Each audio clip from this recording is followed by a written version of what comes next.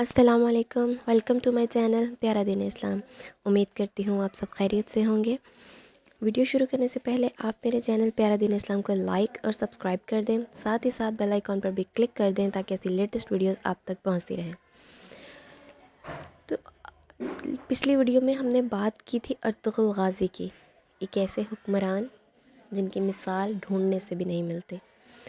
تو ویڈیو کے پہلے پارٹ میں ہم نے وہاں تک بات کی تھی کہ منگولوں کے سردار نویان کو شکست دے کر ارطغرل نے صلیبیوں کی سرحد پر ہجرت کی۔ اب ارطغرل کی زندگی میں ارطغرل غازی کو ایک دینی شخصیت ابن العربی کی رہنمائی بھی حاصل تھی، جنہوں نے ہر موقع پر ارطغرل غازی کی رہنمائی کی۔ اس کے ساتھ ساتھ ارطغرل غازی کی وجہ سے سفید داڑھی والے بھی ان کی پشت پر تھے۔ ارطغرل نے اپنے بھائی سے بغاوت کی، اپنے بھائی، بیوی، والدہ اور قبیلے کے 400 افراد کے ساتھ ہجرت کا فیصلہ کیا اور اناطولیہ کی مغربی سلطنت پر آباد ہو گیا۔ قبیلے کے اس چھوٹے سے ٹکڑے کا سردار بن گیا۔ کئی جگہ ہجرت کر کے حالات سازگار نہ رہے۔ اس دوران ارطغرل کے قبیلے کی خواتین قالین بنانے لگیں۔ ان قالینوں کو بیچ کر اناج لایا جاتا۔ حالات ابھی بہت خراب تھے، بہت سی مصیبتوں نے گھیرا ہوا تھا۔ جسے بازار میں تجارت کرتے تھے، اس بازار کو ہانلی بازار کہا جاتا تھا۔ آج بھی ترکی میں ہانلی بازار کے نام سے موجود ہے۔ پھر ارطغرل نے صلیبی سردار سے جنگ کی اور ہانلی بازار پر قبضہ کر لیا۔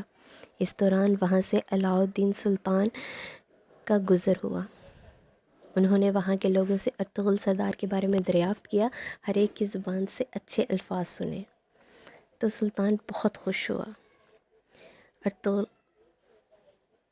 غازی ایک انصاف پسند حکمران ہونے کے ساتھ ساتھ رحم دل انسان بھی تھا۔ لوگوں نے اس کے بارے میں اتنے اچھے الفاظ کہے کہ سلطان بہت خوش ہوا۔ امیر سعدالدین کوپیک، جو کہ ارطغرل غازی کا بہت بڑا دشمن تھا، اس لمحے سے فائدہ اٹھا کر سلطان کو گمراہ کرنے کی کوشش کی کہ ارطغرل ہانلی بازار سلطنت کو دینے کی بجائے اس پر خود قابض ہے، وہ سلطنت کے اندر سلطنت بنا رہا ہے۔ لیکن سلطان پہلے ہی ارطغرل کی بہادری اور اچھائی کی وجہ سے اس کا مداح ہو چکا تھا۔ سلطان نے ارطغرل کو سارے علاقے کا سردار اعلیٰ بنا دیا اور سعدالدین کوپیک کو واپس کنیا بلا لیا۔ سردار اعلیٰ بنانے کے ساتھ ساتھ سلطان نے ارطغرل غازی کو کارا جسار قلعہ فتح کرنے کا بھی حکم دیا، کیونکہ انہوں نے سلطان پر حملہ کرنے کی کوشش کی۔ سلطان نے وعدہ کیا کہ وہ اپنی ایک فوج ارطغرل کے ہمراہ بھیجے گا، اور اس سب میں ارطغرل کو بہت سے دشمنوں نے آپس میں ہاتھ ملا لیے۔ ارطغرل کو ختم کرنے کے لیے سب دشمنوں نے آپس میں ہاتھ ملائے، مگر چند وفاداروں کی وجہ سے ارطغرل کا کچھ بھی نقصان نہ کر پائے۔ ایک جھڑپ میں قلعے کا کمانڈر ویسیلیوس ارطغرل کے ہاتھوں مارا گیا۔ نیکیا کے شہنشاہ نے اس کو گورنر بنا کر بھیجا۔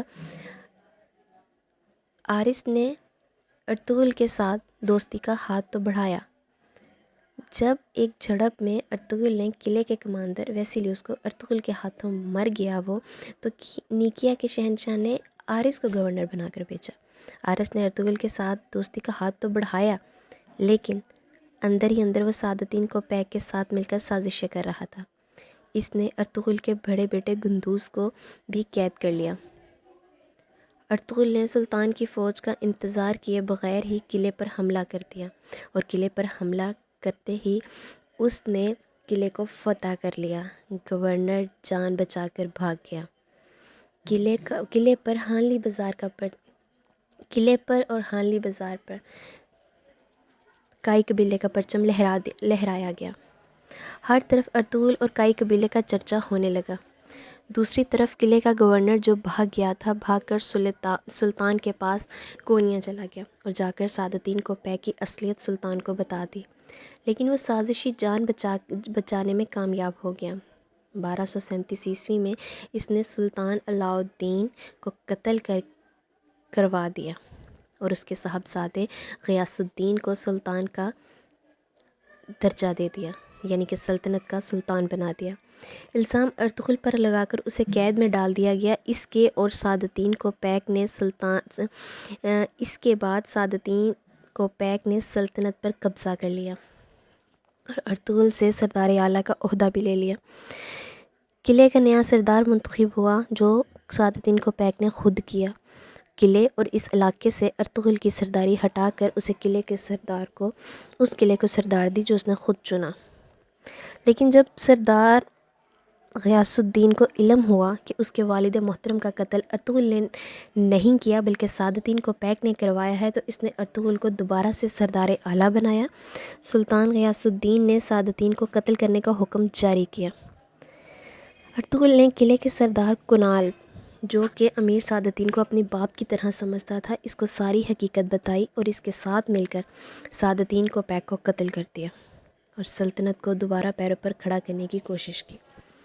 اس نے کنال کو قلعے کا سردار ہی رہنے دیا۔ سردار ارطغرل نے ہانلی بازار بھی سلطنت کے حوالے کر دیا اور خود اپنے قبیلے کو لے کر سعود ہجرت کر لی۔ اس دوران پھر منگولوں نے اناطولیہ پر حملہ کر دیا۔ ارطغرل اوکتائے خان کے پاس پہنچا، اس سے امن کے معاہدے پر دستخط کروائے۔ یوں سلجوقیوں کو 2 سال کے لیے مہلت مل گئی۔ اوکتائے خان مارا گیا اور اس کی موت کا ذمہ دار ارطغرل غازی کو ٹھہرایا گیا، لیکن وہ بھاگ نکلا۔ ان سب کے بعد ارطغرل نے اپنے قبیلے کو لے کر سعود منتقل ہو گیا۔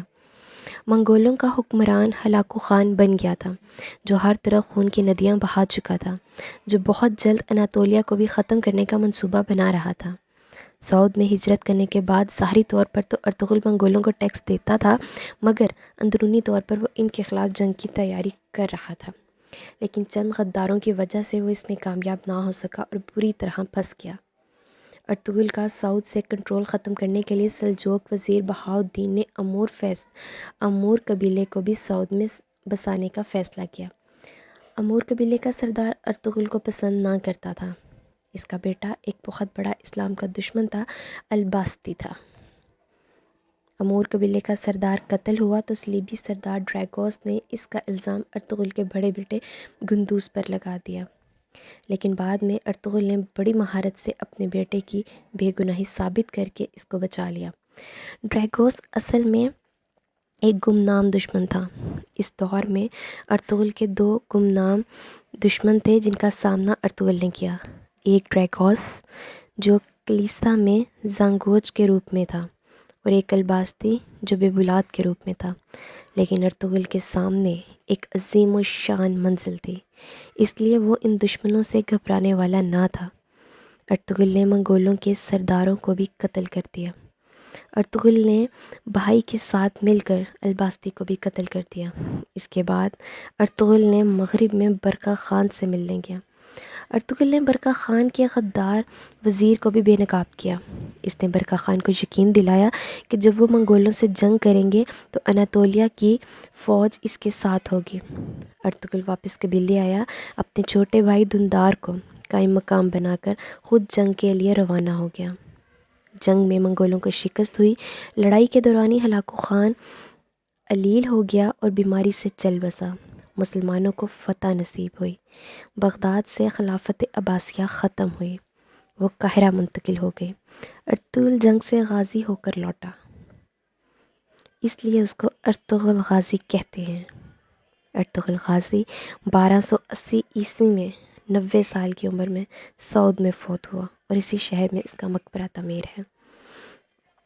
تو پیارے بہن بھائیوں، یہ تھی عظیم جنگجو، عظیم غازی، عظیم حکمران، عظیم انسان ارطغرل غازی کی کہانی۔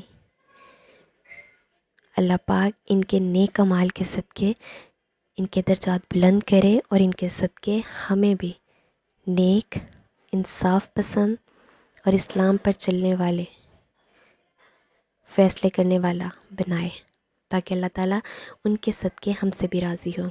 آمین یا رب العالمین۔ جزاک اللہ۔